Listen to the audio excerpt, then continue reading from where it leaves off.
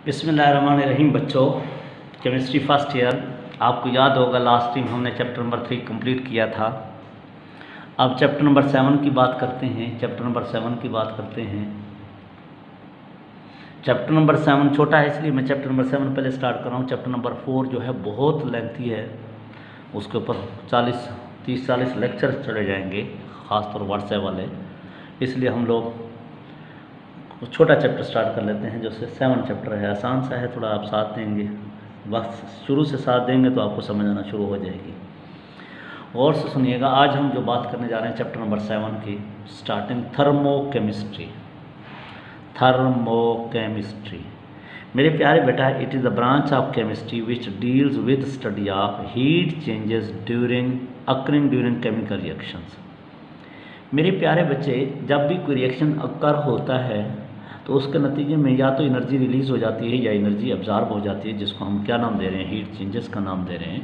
तो केमिस्ट्री की वो ब्रांच जो हीट चेंजेस के बारे में हमें स्टडी कर बताती है, तो उस स्टडी को क्या नाम देते हैं, thermochemistry. It is the study of heat changes occurring during chemical reaction.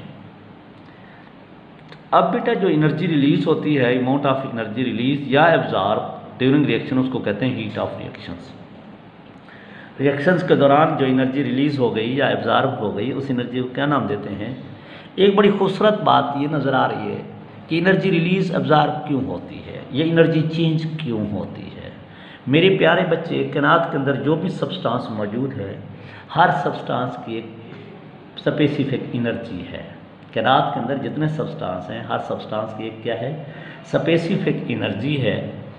अब जब एक सब्सटेंस दूसरे सब्सटेंस में जाता है तो उसकी एनर्जी आपस में मुख्तलिफ होने की वजह से एनर्जी रिलीज़ हो जाती है या एब्जॉर्ब हो जाती है। एक सब्सटेंस जब दूसरे सब्सटेंस में जाता है, अगर एक सब्सटेंस दूसरे सब्सटेंस जिसमें जा रहा है उससे एनर्जी उसकी कम है तो एनर्जी एब्जॉर्ब करेगा। अगर उससे एनर्जी ज़्यादा है तो उस सब्सटेंस तक आने के लिए वो एनर्जी क्या करेगा, रिलीज़ करेगा। दूसरे लफ्ज़ों में, रिएक्टेंट जब प्रोडक्ट में जाते हैं तो प्रोडक्ट की एनर्जी और रिएक्टेंट की एनर्जी और, तो रिएक्टेंट को जब प्रोडक्ट में जाना होता है तो या तो रिएक्टेंट को एनर्जी रिलीज़ करनी पड़ेगी या एनर्जी एब्जॉर्ब करनी पड़ेगी, ताकि वो प्रोडक्ट में तब्दील हो जाए। इस वजह से एनर्जी रिलीज या एब्जॉर्ब होती है। अगर इम्तिहान में आ जाए ना, वाई एनर्जी रिलीज और एब्जॉर्ब ड्यूरिंग द रिएक्शन, तो आप लोगों ने कहना है हर सब्सटेंस की अपनी अपनी एनर्जी होती है। जब एक सब्सटेंस दूसरे सब्सटेंस में जाता है तो वो अपनी एनर्जी उसी के मुताबिक या तो रिलीज़ कर जाता है या एब्जॉर्ब कर जाता है। तो हीट ऑफ, आप बेटा इंथैल्पी ऑफ रिएक्शंस को कैसे डिफाइन करोगे, amount of energy which is release और absorb during chemical reaction at constant temperature and constant pressure is known as enthalpy of reactions. Amount of energy release और absorb during the reaction, उसको heat of reactions का। लेकिन जब constant temperature और constant pressure की बात कर दी गई, तो स्टैंडर्ड कंडीशन अप्लाई कर दी गई, तो उसको क्या नाम दिया गया, इंथैल्पी ऑफ रिएक्शंस। बेटा, एंथैल्पी ऑफ रिएक्शन को किससे ज़ाहिर करते हैं, डेल्टा एच से। तो डेल्टा एच नेगेटिव होगी वैल्यू जब एक्सोथर्मिक रिएक्शन होगा, यानी एनर्जी रिलीज होगी। डेल्टा एच की वैल्यू पॉजिटिव होगी जब एंडोथर्मिक होगा, यानी जब एनर्जी अब्जॉर्ब होगी। इसका मतलब है हमारे पास एनर्जी रिलीज और अब्जॉर्ब की बेस के ऊपर या एनर्जी चेंजेस की बेस के ऊपर we can say reaction are of 2 types, one is the exothermic, other is the endothermic reaction. तो आज का लेक्चर फिर हमारा किसके बारे में होगा, सारा एक्सोथर्मिक एंड एंडोथर्मिक के बारे में होगा। तो मेरे प्यारे बच्चे, अब सवाल ये पैदा होता है, what are the exothermic, what are the endothermic. पहले तफसीलन बात करते हैं एक्सोथर्मिक रिएक्शंस की। Those reaction during which energy is release, ऐसे रिएक्शन जिनके दौरान एनर्जी क्या हो जाती है, रिलीज हो जाती है। अब यहाँ पे सुनना, एनर्जी रिलीज क्यों हुई। एक्चुअली हमारे पास रिएक्टेंट और प्रोडक्ट में यहीं पे इस लाइन के लिए तो जो सुनो, एनर्जी क्यों रिलीज हुई। अगला पॉइंट पढ़ने से पहले आपको डायग्राम बताता हूँ कि क्या है, और से सुनना। ये लाइन बता रही है एनर्जी इंक्रीज हो रही है, एनर्जी इंक्रीज हो रही है, इंक्रीजिंग एंथैल्पी। इसका मतलब है इस रिएक्टेंट की एनर्जी ज़्यादा है, प्रोडक्ट की एनर्जी कम है। प्रोडक्ट लो एनर्जी लेवल पे है और रिएक्टेंट हाई एनर्जी। जब हाई से उसको लो की तरफ आना पड़ेगा तो एनर्जी क्या करेगा, रिलीज करेगा। यानी रिएक्टेंट और प्रोडक्ट के दरमियान जो एनर्जी गैप है, that is delta H. Delta किसके बराबर होता है, initial minus final minus initial. Final state कौन सी, प्रोडक्ट की है, इनिशियल रिएक्टेंट की है। तो बेटा, जो रिएक्टेंट की एंथैल्पी है वो H1 है, जो रिएक्टेंट का हीट कंटेंट है वो H1 है, प्रोडक्ट का हीट कंटेंट H2 है, H2 माइनस H1। तो अब आप बताओ, हाँ H1 की वैल्यू ज़्यादा है, ये हाई लेवल वाला है, ये लो लेवल वाला है, तो ये वैल्यू हाई होगी जब H1 ज़्यादा होगा, H2 कम होगा, तो मेरे प्यारे बेटा आंसर किस में आएगा? नेगेटिव में। नेगेटिव ज़ाहिर करता है एनर्जी रिलीज हुई है, तो इसका मतलब रिएक्टेंट का हीट कंटेंट ज़्यादा होने की वजह से एनर्जी रिलीज होती है जब वो प्रोडक्ट में आता है। किन रिएक्शंस के अंदर? एक्सोथर्मिक के अंदर। तो heat content of reactant is more than heat content of product. HR यानी heat content of reactant is greater than heat content of product, therefore reactant release energy so that they can be converted into product. Energy release is represented by negative sign, delta H will be negative. तो अब ये भी ध्यान में रखिएगा, जब भी कोई रिएक्शन अक्कर होता है उसमें बांड बनते भी हैं, बांड टूटते भी हैं, बांड बनते भी हैं, और बांड बनने के दौरान एनर्जी रिलीज होती है, बांड टूटने के दौरान एनर्जी एब्जॉर्ब होती है। बांड बनने के दौरान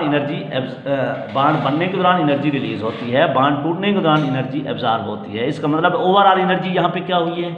रिलीज हुई है। इसका मतलब बांड बने ज़्यादा होंगे, टूटे कम होंगे।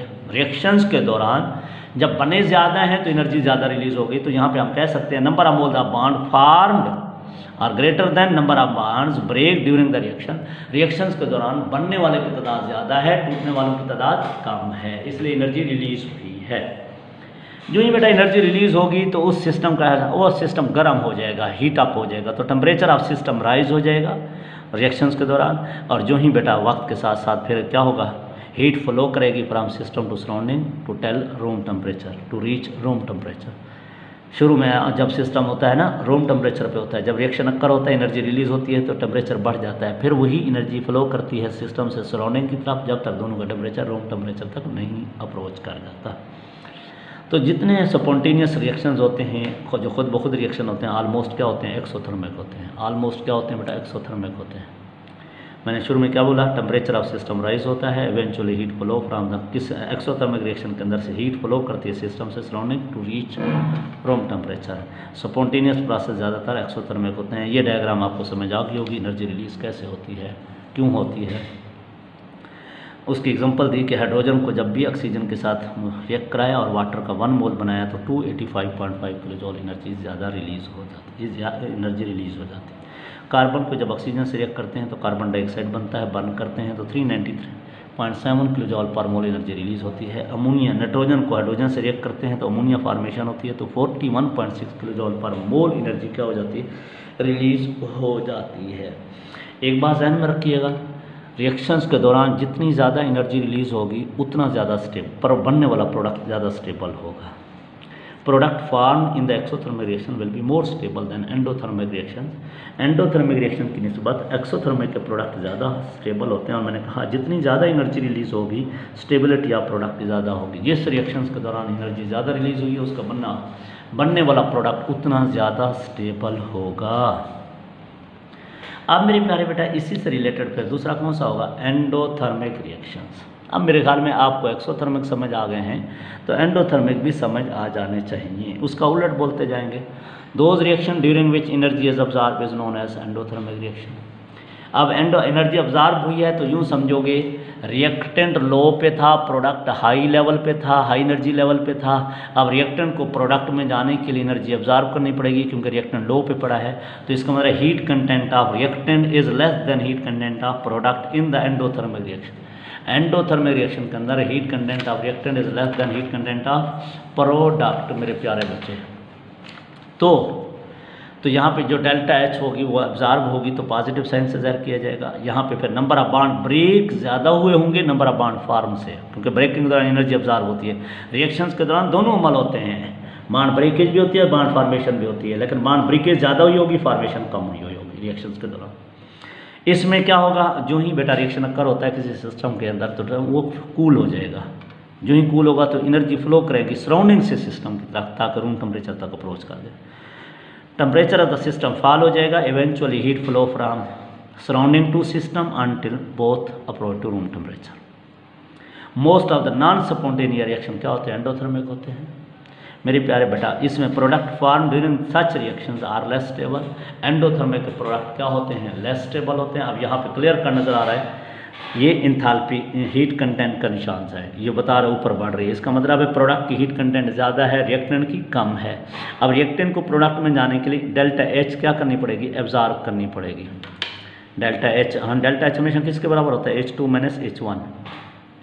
H2 is the heat content of product, H1 is the heat content of reactant, heat की मिकदार रिएक्टेंट की प्रोडक्ट किसकी ज़्यादा है, प्रोडक्ट की ज़्यादा है। जब प्रोडक्ट ज़्यादा है रिएक्टेंट कम है तो ये ज़्यादा होने की वजह से आंसर पॉजिटिव में आएगा। तो एनर्जी क्या है, एब्जॉर्ब को ज़ाहिर कर रहा है। ये प्रोसेस एंडोथर्मिक होता है, एंडोथर्मिक होता है मेरे बेटा।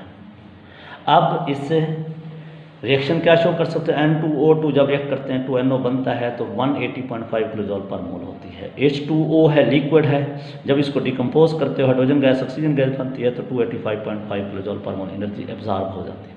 तो ये these are the endothermic reactions, endothermic reaction. इसका और छोटा सा हिंट और याद रखिएगा नोट के तौर पे, heat of reactions can be accurately determines only for few reactions. चंद एक रिएक्शंस के लिए जो एनर्जी रिलीज ऑब्जॉर्ब हुई है उसको एक्यूरेट मालूम कर सकते हैं। तो इसका मतलब क्या है, thus it limit the scope of thermochemistry. इससे पता चलता है थर्मोकेमिस्ट्री का जो है स्कोप बहुत कम होता है। एनर्जी रिलीज हुई है या ऑब्जॉर्ब हुई है during the reaction help to understand, लेकिन इसका फ़ायदा ये समझो, अगर आप लोग यूँ समझना चाहते हो, ये मैंने इसकी क्या बताई है, ये वाले पहले वाला पॉइंट जो है लिमिटेशन बताई है, लिमिटेशन ऑफ थर्मो, और ये मैं आपको बताऊँ importance of thermochemistry, importance of thermo. क्यों, एनर्जी रिलीज जो ऑब्जॉर्ब ड्यूरिंग रिएक्शन होती है वो हेल्प करती है to understand the chemical bonding as well as chemical equilibrium. यानी जो केमिकल बॉन्डिंग हमने छठा चैप्टर पढ़ना है, केमिकल इक्विलिब्रियम 8वां चैप्टर पढ़ना है, तो इन चीज़ों को समझने में बहुत हेल्प करती है एनर्जी रिलीज ऑब्जॉर्ब। और जो थर्मिक केमिस्ट्री है ये बेस करती है फर्स्ट लॉ ऑफ थर्मोडायनामिक्स के ऊपर। तो मेरे प्यारे बेटा अगले 2 लेक्चर के बाद फर्स्ट लॉ ऑफ थर्मोडायनामिक्स आएगा, उसके ऊपर बहस करेंगे। ये था छोटा सा इंट्रोडक्शंस किस हवाले से, चैप्टर नंबर 7 का, कि हीट ऑफ रिएक्शंस क्या होती है, इंथैल्पी ऑफ रिएक्शन क्या होती है, एक्सोथर्मिक रिएक्शन क्या होते हैं, एंडोथर्मिक क्या होते हैं, तो इसके लिमिटेशंस क्या हैं, थर्मोकेमिस्ट्री स्टडी की इंपॉर्टेंस क्या है और ये किस पे बेस कर रही है। That was all about chapter number 7 starting introduction.